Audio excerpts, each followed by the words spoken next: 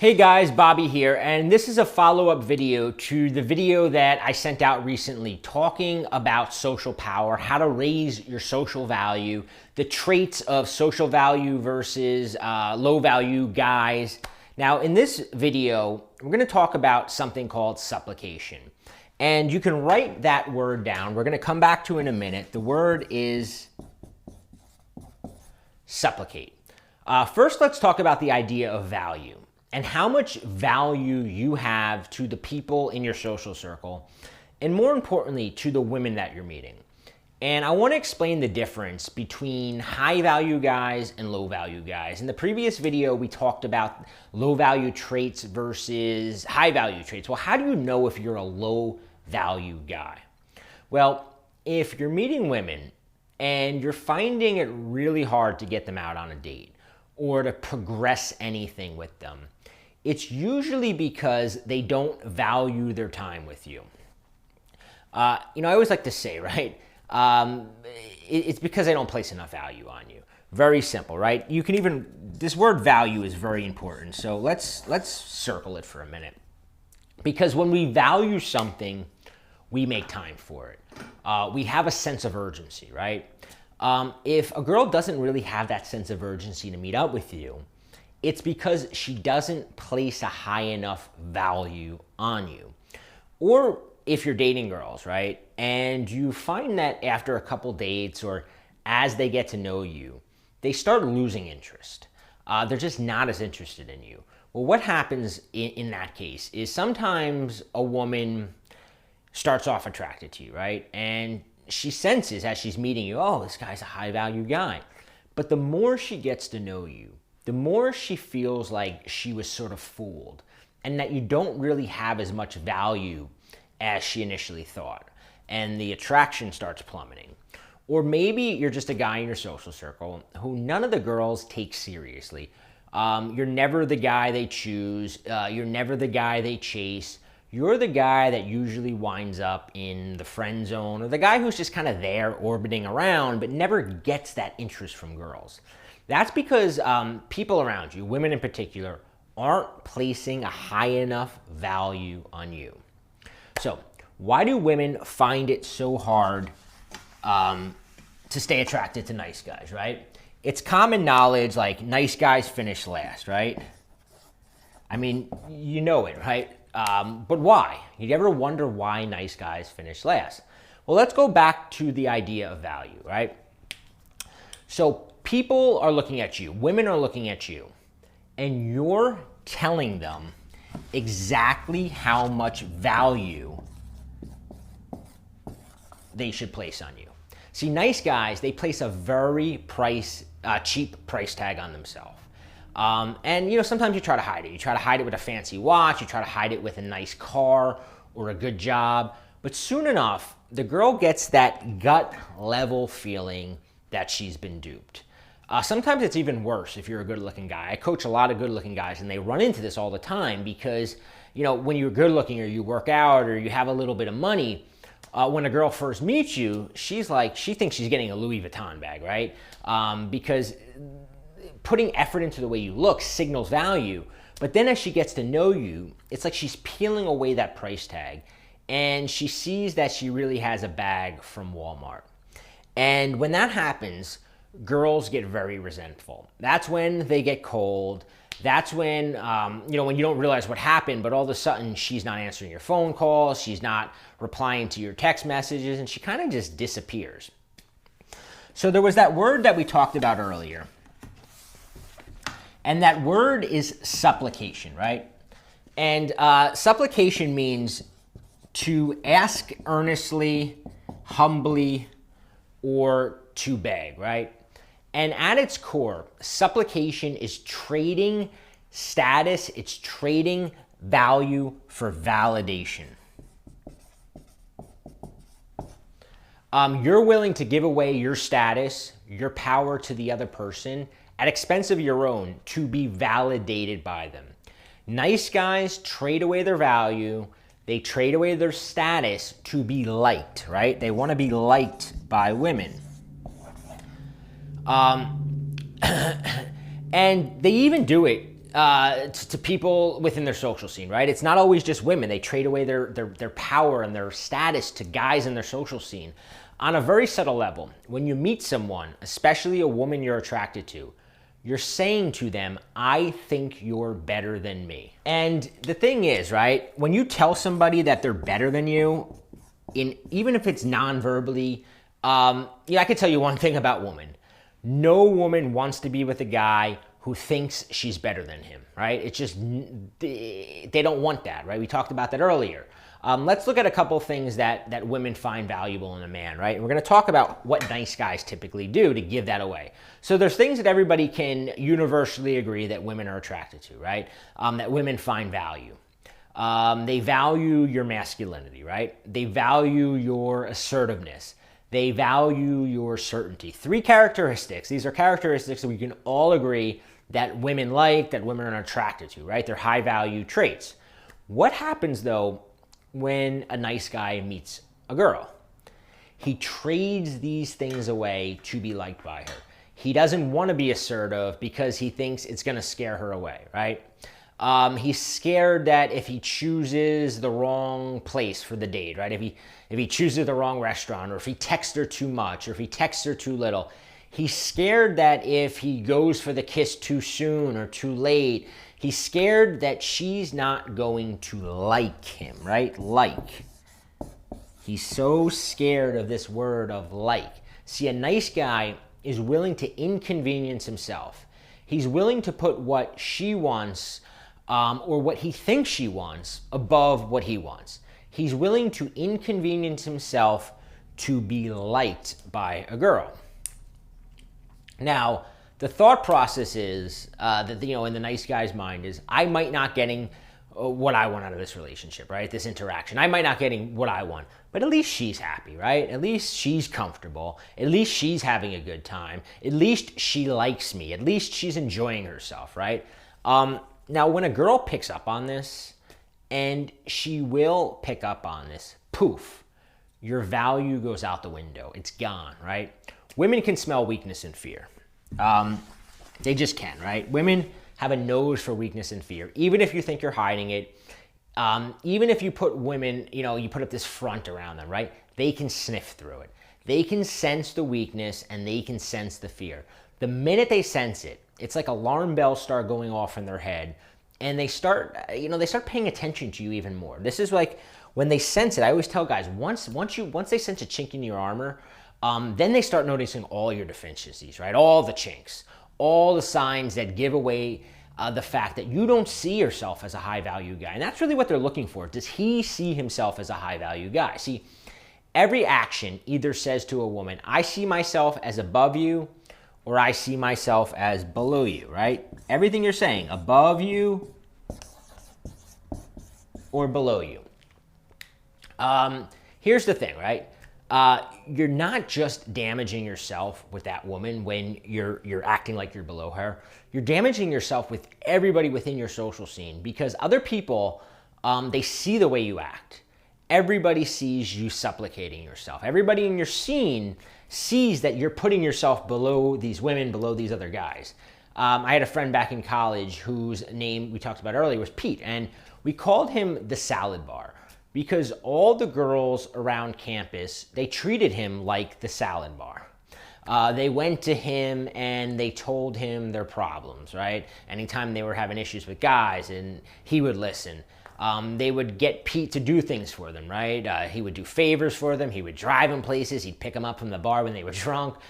When they were fighting with their boyfriends, they'd go to Pete. If they felt fat, they would go to him because they knew that he would say, oh no, you're beautiful. You're not fat. They could count on him for that, right? He was like the side at the salad bar. And he was never the main course. He was never the main course, right? They would go to him, and then they would go fuck the main course. Pete was never the main course. He was the salad bar. And no one values the salad bar. They give it away free.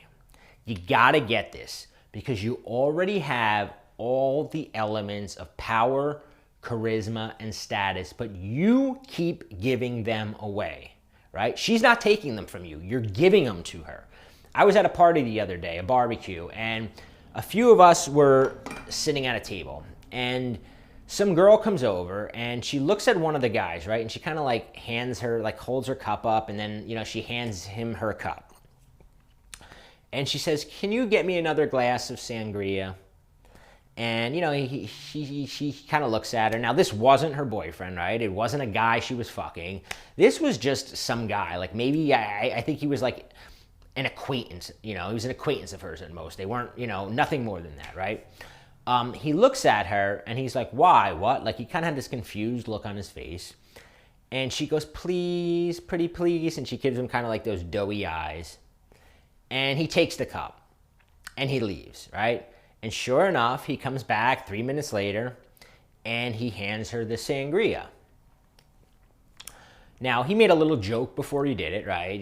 He in his mind, maybe he thought he was flirting with her. He thought he was teasing her. But he wasn't. He was supplicating. He was supplicating himself to her. They were the same distance from the sangria cup, right? There was no reason that he should have been the one to go get that for her. There was no logical reason for him to go get her sangria. She was consciously or unconsciously testing him, and he failed the test because he wanted to be liked by her. So how do you know if you've failed the test? It's very simple, right? Well, if one of his friends were standing there, if I was standing there, right, and I handed him my cup and I said, "Hey man, go get me some sangria," he would have looked at me and he would have been like, "Dude, what the fuck? You're just as far away from it as I am. Go get it yourself." Like, that would have been, his natural response. But he wouldn't say that to the girl because he thought that if he said something like that, she wouldn't like him, right? Or he thought that maybe by doing things for her, by going and getting the sangria, he thought he was gaining points. But here's the thing. The more genuine response would have been, "Go get it yourself. It's right over there. Go get it yourself. It's right over there," right? And then laughed at her. You don't have to say it in a mean way, but you would say the same way you would have said it to your friend, right? She would have liked him more because that response would have been more genuine. It would have showed her, right? It would have showed her that he puts a little value on himself, right? That word again, value. Everything we do is telling the other person how much value. And that would have told her that he valued himself too much to be her little errand boy. And I can tell you right now, women do not want an errand boy. And the ones that do want an errand boy, you don't want to be with them. Everything you do tells other people how much value you place on yourself. And everyone is watching, right? Everyone sees. Everyone saw the guy get the sangria cup. Everyone sees when you supplicate. And when you do it often, that becomes your reputation. You become the salad bar in your scene. You become known as the guy in your scene who doesn't value himself that much. Now, people aren't consciously going like, "Oh, Bobby doesn't place a lot of value on himself," right? They're not like walking around consciously judging you, right? But they treat you that way. They treat you like they're a little bit above you. When you accept that treatment, that becomes reality. People treat you differently when they realize that you're not going to stand up for yourself, when you don't place a lot of value on yourself, when you don't see yourself as valuable. When you come across as somebody that treats them like they're better than you, they're going to treat you like you're below them. Like, it's just the way it is. It's human nature. And once they start doing that, especially women, it becomes impossible for her to find you attractive, right? Even like if she's treating you like you're below you, you're below her, she's not going to find you attractive. I was coaching a guy once, and he contacted me because his girlfriend was losing interest. He calls me up. He's all concerned. She was slipping away. He was talking to me, and he's like, "I don't know what I did wrong. I was the perfect boyfriend. I did everything she wanted to do. I took her everywhere she wanted to go." He goes, "She was a vegetarian. And every time we went out to dinner, I made sure I picked a good vegetarian place." And I said to him, I go, "Are you a vegetarian?" And he's like, "No." And I go, "So why would you only go to vegetarian places? And, he kind of thinks and he's like, well, because she doesn't eat meat. And I go, well, take her to a fucking steakhouse. She can order a salad. There's other stuff on the menu, right? Just pasta at steakhouses. Make her be the one to compromise occasionally, right? Every time you went out to eat with her to a vegetarian place, you were essentially saying to her, what you want to eat is more important than what I want to eat. Now, yeah, I'm not saying never, take her to a vegetarian place. Yeah, it's perfectly acceptable every once in a while to choose vegetarian places, right? That's fine. Take her out. Say, hey, I found this cool place. But when you're doing it every time, you're reinforcing in her mind that she's better than you, right? We always talk about assholes, right? An asshole would put himself above her, and I'll explain that in a minute. She's the one, you're telling her she's the one with the power, right? In the relationship, in the friendship, in the sphere, in the social scene. Anytime that's going on, people realize what's happening. So I said, let's talk about jerks and assholes for a second, right? What do these guys have in common, right? Because there's good-looking jerks, there's, bad-looking jerks, there's rich jerks, there's poor jerks, there's rich assholes, there's poor assholes. What do they have in common? And I gave you a hint a few minutes ago, right? What they have in common is they place more value on themselves than they do on being liked, right? Jerks place value on themselves over being liked. The number one problem nice guys have, and the number one problem that you might have, is that you place more value on being liked by the other person than you do on being respected or desired by them. Jerks don't have this problem. Jerks put the value on themselves. Here's the thing, and write this one down. Within a social scene, the person who tries hardest to be liked winds up with the least amount of status and power. The harder you try to be liked, the least power you have. The least power goes to he who wants to be liked. And some of you, if this seems outside your comfort zone or you think it's not your personality, I need to be liked, I've got another video that I put together for you on this topic. Because I really think this is extremely important. And I don't think that, not being liked means you have to be an asshole. And I'm going to explain this to you in the next video. And I want to drill this into your head. You're going to find that it's a lot easier than you think to transform yourself. To transform from a low-value guy to a high-value, high-status guy. See, status has nothing to do with how much money you make. It has nothing to do with how good-looking you are. It has nothing to do with what kind of clubs you get into, if you got bottle service or any of that stuff, right? Status has 100% to do with how much value people place on you and how much value, and this is even more important, how much value you place on yourself. It has nothing to do with changing who you are. It has nothing to do with getting into fancy nightclubs or getting that bottle service or driving that, BMW. It has everything to do with changing people's perception of you. Placing a higher price tag on yourself and being known for that. Being recognized that you're not willing to trade away your status to be liked. So look out for that in the next video that I will be sending shortly. Now, if you find this sort of stuff helpful, you're really gonna wanna, I mentioned in the last video, you're really gonna wanna register for the Social Power and Charisma Implant System when it opens back up on Thursday. As I told you in the previous video, I'm opening it back up for 250 students. And just like the last time I opened it up, it will sell out fast. Let me just tell you the benefit of having this social power. One is you don't have to put nearly the amount of effort in because your value and your reputation does most of the work for you. And that's what we talked about in the previous video, that idea of making it look effortless. You're pre-selected, which makes things a lot easier. You become the guy within a social scene that all the girls are kind of jockeying to date, right? And it kind of creates a snowball effect because it builds on itself. And that's what you learn throughout the 6-week training. Now, there's a link below to join the early bird list.